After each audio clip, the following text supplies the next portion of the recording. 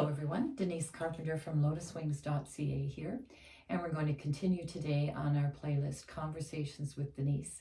And today we're actually going to start a new playlist within this playlist, and I'm joined today by Rosteius of Momentous Reiki, and she's been doing a lot of work with Reiki and animals and has taken some courses about understanding and healing wounding to core issues. So be healing wounded core issues. Emotional core issues. Emotional core issues for animals. And today we're going to kind of focus on dogs, but these can be used whether for your cat, for your horse, for your dog. And Tammy Billups is your teacher on this, and there's a book available, and Mo will refer to that as we go through. So welcome, Mo. Like, what a wonderful teaching you're bringing here. Like, this is phenomenal. So thank you for coming in.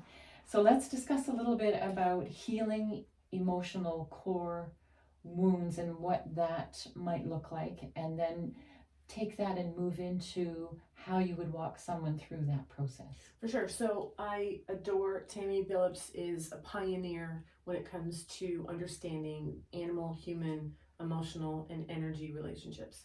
And what a lot of what she says I find rings true when I am practicing Reiki and energy healing on animals. So I'm just gonna, so let's spell her name. So anybody that wants to look her up. Sure. It's Tammy, Tammy, and then Billups, Billups. You can actually get her books from Amazon if you want. Excellent. She has more than one. Okay.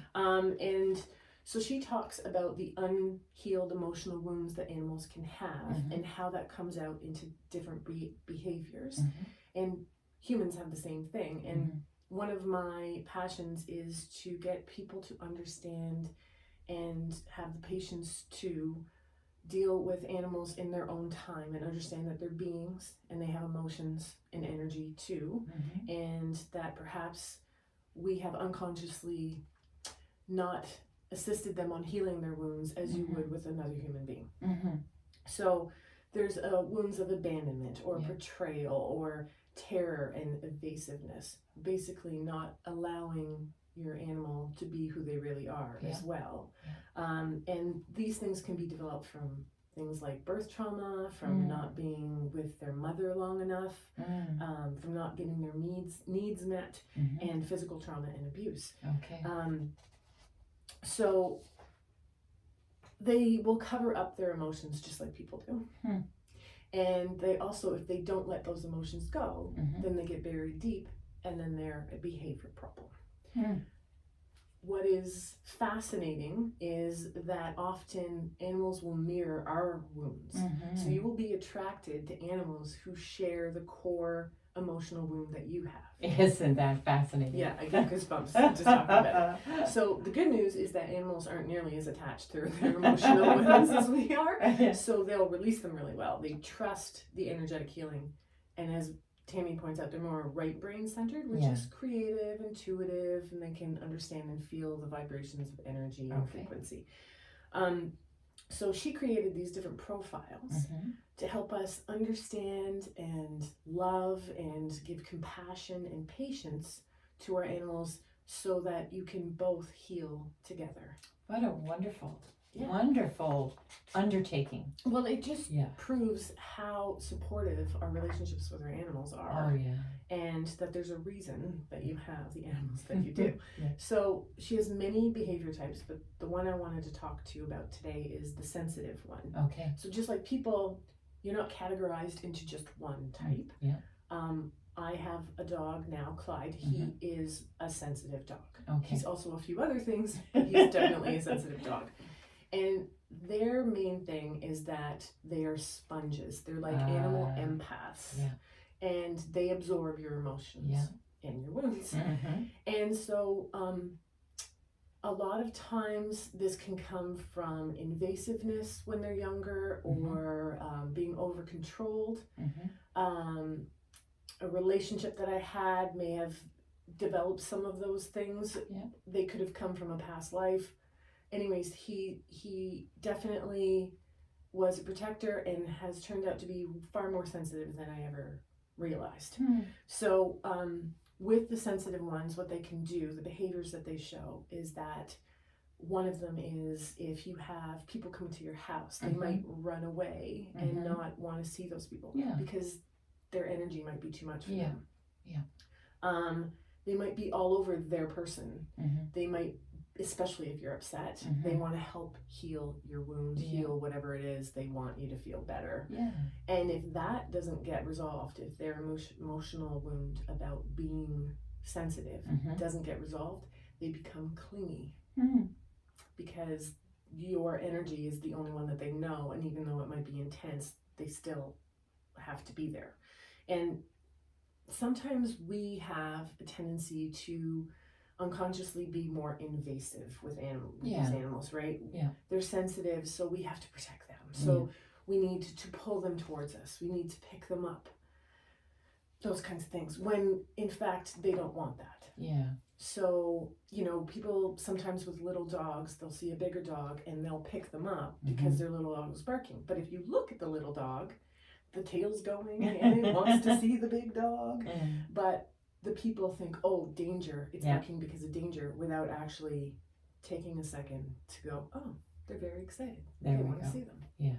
And these dogs, the sensitive ones, have a tendency to be people pleasers. So they don't want to rock the boat. They don't want to get upset anyone. And again, possibly from being over controlled. And they won't retaliate. They won't get angry at you. They won't do anything to upset you, but it will come out in different behaviors. Like they might pee in inappropriate places because they have to release that energy of feeling controlled, over controlled. And then they could become overeaters too. So it's from a lack of boundaries. They don't know what to do. They're over controlled, but they need to release, and they feel stuck. So they eat just like people do. Exactly. Right? And then anger. The anger can come out in physical form. So problems with bladders or kidneys. Again, peeing everywhere. And then also dental things, teeth and gums, problems with those that will come out in anger if they're not allowed to express themselves. That makes sense too. Like clenching your jaw, keeping your mouth shut, not being able to express yourself the way you want to. And then they sponge and mirror your problems. So if you're like, those videos you see online where someone's like, my dog's mocking me, and they're going down the stairs and they're hobbling, and then their dog hobbles. The dog's trying to absorb your pain. And it will mirror that to try to find the best channel to get there.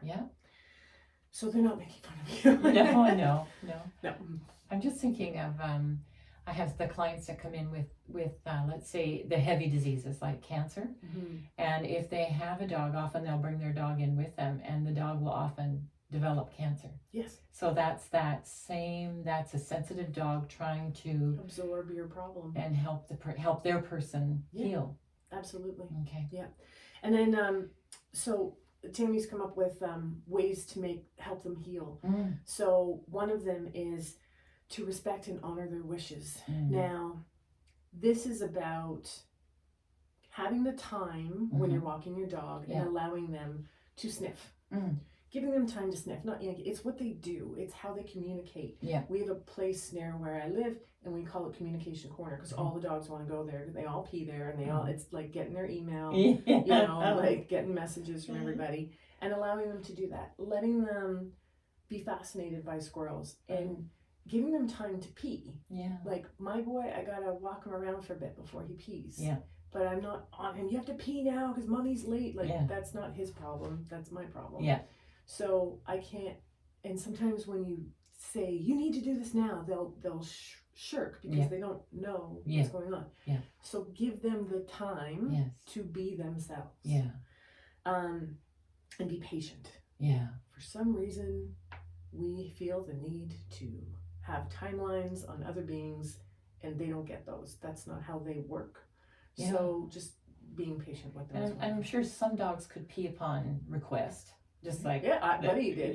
My older dog. Your older dog. You go pee. And then other dogs, if you make that request, they're not gonna be able to go because they're tense. Right. Exactly. Okay. The other thing is to give them space. Okay. So Clyde is very aware of loud noises, and he's gotten better with it because we decided, with the help of this book, to let him decide where he needs to go when there's a thunderstorm. Okay. So he's decided on going into my furnace room, and I have blocked areas off so he does not get stuck, because that happened a couple times. So, and I brought a dog bed in there. And I also put a yoga mat down. And if the thunder's really bad, I'll go down and lie on the yoga mat. I do not touch him. I do not coax him to come near me. Yeah. I do not get upset at him. I go in and I meditate and do a calm breath exercise so that I give him space, and often he will come closer to me. I do not reach out to him. We do not touch each other, but he comes closer to me. So he's trying to absorb that peace as opposed to that conflict that he's feeling. Right, and I'm not going, why are you being in here? Because he's trying to find a safe space for himself. Yeah. And that's his place, and that's okay. So I told him it was okay by bringing a bed in for him to be like, it's dog bed. You can hang out in here all you want, and that's okay. Yeah. And if I feel that the storm is over, I will get up and go upstairs, and he often comes with me, if not immediately, within a few seconds. Okay. But I don't tell him to. I don't coax him to. And sometimes we'll go up and he'll hear more thunder and I'll run back downstairs. If it's not bad, I don't go. And then when it's over, I might call out after a while and say, like, it's safe to come up. And eventually he will. Wow. Yeah.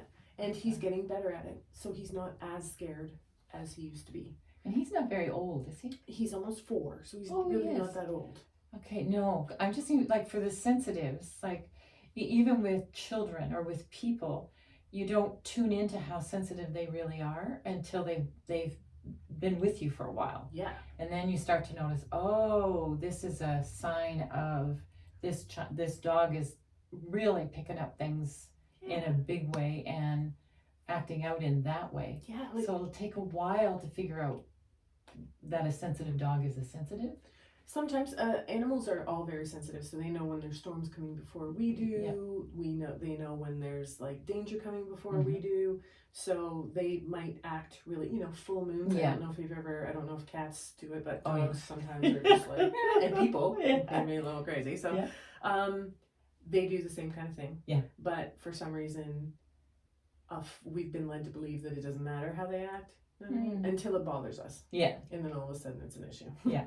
When they're allowed to act however they do. So they are sensitive, but then you can notice how sensitive they are. Just like with people. Yeah. If they're more sensitive to things. So we have to give them the tools to be able to deal with their sensitivities. Yeah. Just like we have to deal with the tools of, say, like empathic sensitivities. You have to learn how to calm yourself and define what's yours, find a safe space, and all that kind of stuff. So we have to give them space. Okay, excellent. Literally and figuratively. And then we have to help them be grounded. So animals often, some dogs and cats really like to lie in the sun. Yeah. That's how they ground themselves. Just going outside, though, nature for animals is home. But you did another talk you talked about the chakras on their little paws. Yeah. So with my cats, I've been playing with their little pads on their feet more. So that must just be, as they put those pads right on the earth. Yeah. That would be so important for them too. That is how they ground. Yeah. For sure. That's why cats land on the feet. And then we also, you can help them heal by apologizing to them. I know I have been invasive at different points. I want to hug you. They don't want it. My older dog, he was not a cuddly dog. He did not. He was like, get off of me, but he was always there for me. He'd be beside me, and I could feel him, and he would protect me. But he was not cuddly. You didn't want an arm around him or anything like that. No. Sometimes, but not often. And he would let you know. Yeah. And Clydester is a lot more cuddly and loves his attention and loves being brushed and all that kind of stuff. But I also apologize to him for anything he's gone through that I didn't recognize as something he needed help with. Yeah. And sometimes we don't understand that they have their light and their love and their beingness is so amazing, and they're here to support us. And so apologize to them for, I'm so sorry if I've ever done anything that made you not feel like you could be who you are. It's really important. And then the last thing that we can do to help our animals heal is to heal ourselves. So again, they're mirrors for our emotional cord wounds. So if they're going through something, we might be going through something, or it might give us the opportunity, the insight, the awareness to work on what we need to work on. Absolutely. Yeah. And I have been at the point where I'm like, yeah, no, I don't have those issues, and then I'm like, I completely have them. You know? Yeah. We don't want to admit our own faults, but Clyde's let me show a few things that I can be overprotective, and I can be very sensitive, and for sure, you know, things like that. So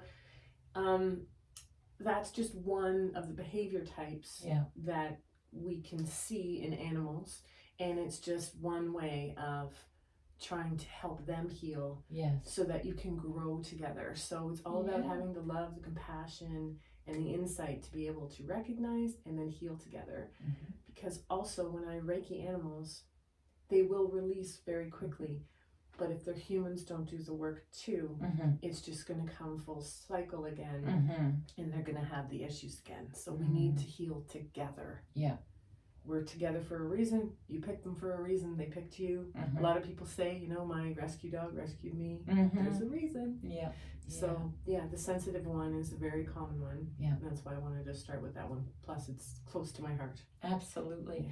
And so if someone hires you to come in because they think their animal has an issue, they actually get a bonus hiring you, because yes, you can work with that dog's issue, but then you also can do human work as well. I do, yes. So you could help both of them work on whatever that is that's coming up. Yes. So if we think of the sensitive as a mirror, they're just really just holding up a mirror of who we are and how we are, and maybe even where we are in our life, if it's time for us to change or evolve or whatever. Totally. And having an emotional core wound doesn't mean that you're weak in any way. No, it just means that this is why you're here to work on that.